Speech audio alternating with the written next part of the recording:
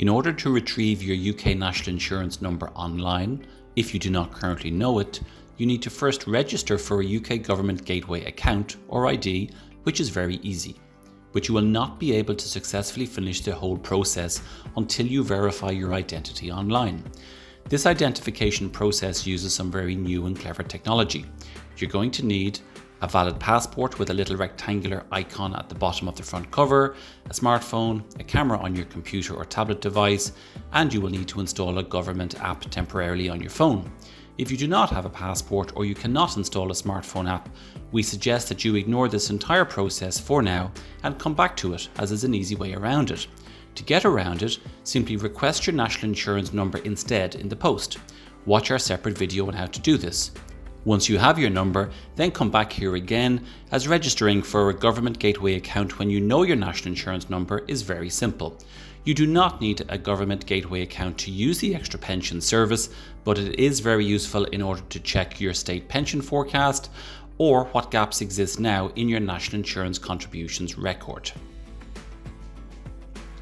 When trying to register for a Government Gateway account, you have 5 attempts to ensure the details you enter here match what HMRC has on file for you, or you will not be able to try again for 24 hours.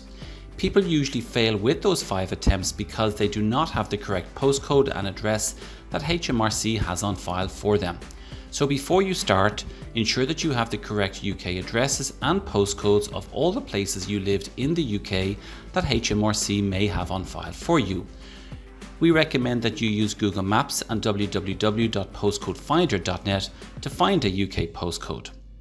Also, for some ladies, if HMRC only has a record of your maiden name, this online process will not work for you until you tell them about your married name.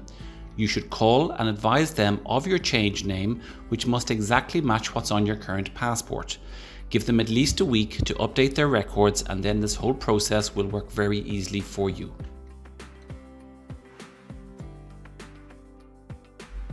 In order to register for a UK Government Gateway account or ID, here are the steps to follow. I Google HMRC and register. Click the listing here. Now I can set up an account here. I go down to the sign in link. I click on the button, then I'm into the Government Gateway. I'm going to be a new user, so I need to create my sign in details down at the bottom. First off, what's my email address? And then it sends me a code to that email address. I open my email to get the code and put it in the box in the middle here. Click on continue. So now my email address is confirmed, which is great. So continuing, what's my full name? Then I need to create a password with 10 or more characters. So basically a complicated password to make it strong. I confirm it again, and that gives me my Government Gateway user ID. Fantastic. So now I have a Government Gateway account. This ID is a number, and HMRC email me this immediately. Make a note of it and the password you have chosen. I'm going to click on the continue button. I'm going to open up an individual account, so click on individual to continue. We need to set up some extra security. The easiest way is to use the first option here, which is text message. So click on text message and continue. It asks me, am I adding a UK mobile? Well, I presume that most people watching this are from outside the UK. So I'm going to click on no. I'm going to put in, for example, Ireland here and my country code, and then put in my phone number. And it's going to ask me if I want a code sent to me. I do. I check my phone and I get a text message from HMRC with a code. I put the code in the box and click continue.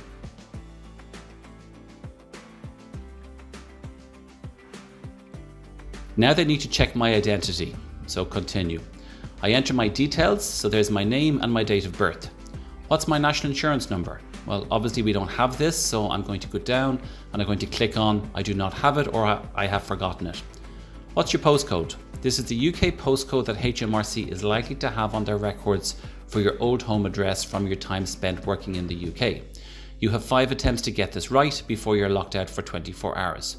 Put in the postcode that matches what HMRC should have, continue, and that gets us in then. So now we're on to the last stage to verify our identity to HMRC. I'm going to assume we have a passport, click on continue. We're going to go with the first option here to match your face to your documents using an app, continue. Are you on a computer or tablet right now? We'll say yes, continue.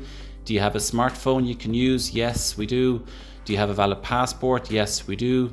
Now, Note this little icon on the front cover of your passport. It's a biometric chip that's on the front of most modern passports. We're now going to use your passport, your phone, and a UK government app to confirm your identity. Does your phone have a camera? Yes. The app uses flashing colours. Do you want to continue? Yes. Now it shows a QR code.